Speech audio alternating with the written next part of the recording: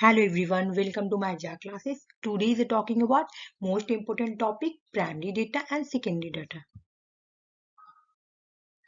उसके बाद first of all what is a data? Data होता क्या है? डेटा क्या है?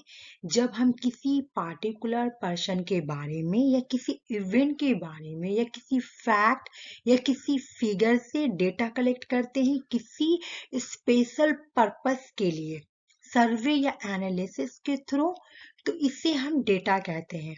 तो डेटा का जो सोर्स है वो प्राइमरी सोर्स भी है एंड सेकेंडरी सोर्स भी है। The types of data primary data and secondary data होता है।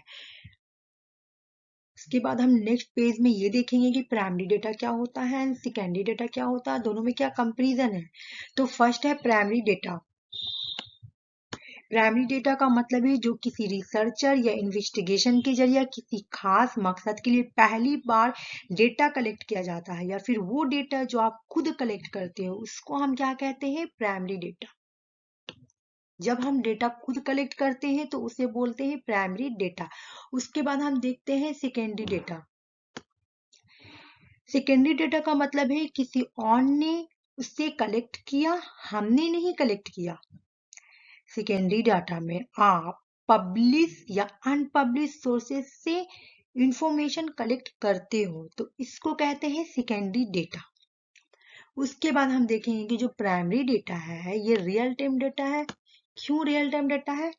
प्राइमरी डेटा जो होता है वो रियल टाइम डेटा होता है, क्योंकि जो आपकी रिसर्च की प्रॉब्लम होती है उससे रिलेटिव अब जाकर करेंट डेटा लेते हो। मतलब अगर आप रिसर्च करने जा रहे हो तो आप वही डेटा लोगे जो आपकी रिसर्च या प्रॉब्लम से रिलेटिव है, तो इसलिए ये रियल टाइम डेटा है। उसके बाद सेकेंडरी डाटा क्या है? ये पास्ट डेटा है।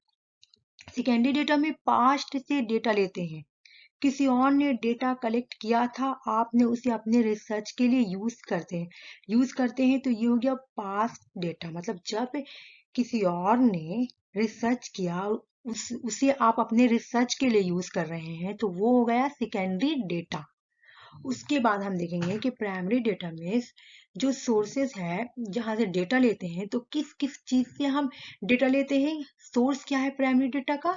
तो सर्वे के जरिया, observations, experiments, questionnaire, personal interview, census of India, ये सब क्या है? प्राइमरी डेटा का सोर्स है।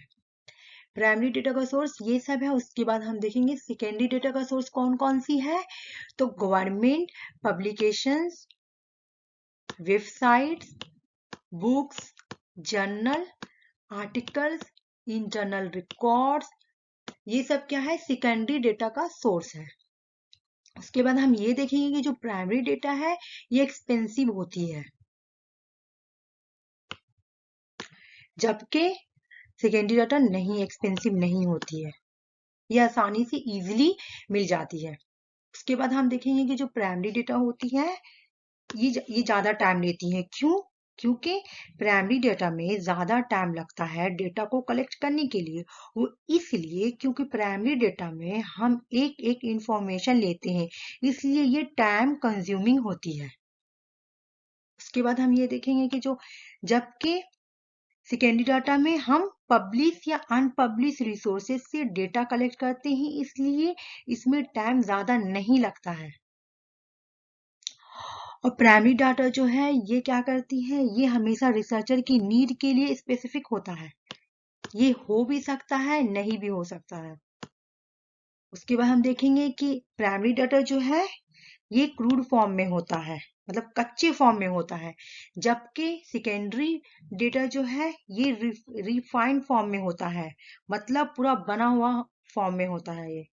उसके बाद हम देखेंगे कि जो प्राइमरी डाटा है, प्राइमरी डेटा में रिलायबिलिटी एंड एक्यूरेसी ज्यादा होती है सेकेंडरी डेटा के कंपैरिजन, क्योंकि प्राइमरी डेटा में हम डेटा खुद से कलेक्ट करते हैं, इसलिए इसमें गलती होने की चांस कम होती है। जबकि वेयरएज अगर हम सेकेंडरी डेटा देखते हैं तो ये लेस रिलायबल होती है। क्यों? क्योंकि इसमें हम डेटा खुद नहीं कलेक्ट करते, किसी और ने कलेक्ट किया, हम इसे यूज करते हैं। हो सकता है पहले ही जिसने डेटा कलेक्ट किया है वो गलत किया हो और आपने उसे अपने रिसर्च में यूज कर लिया हो, इसलिए इसमें रिलायबिलिटी और ट्रस्ट कम होती है।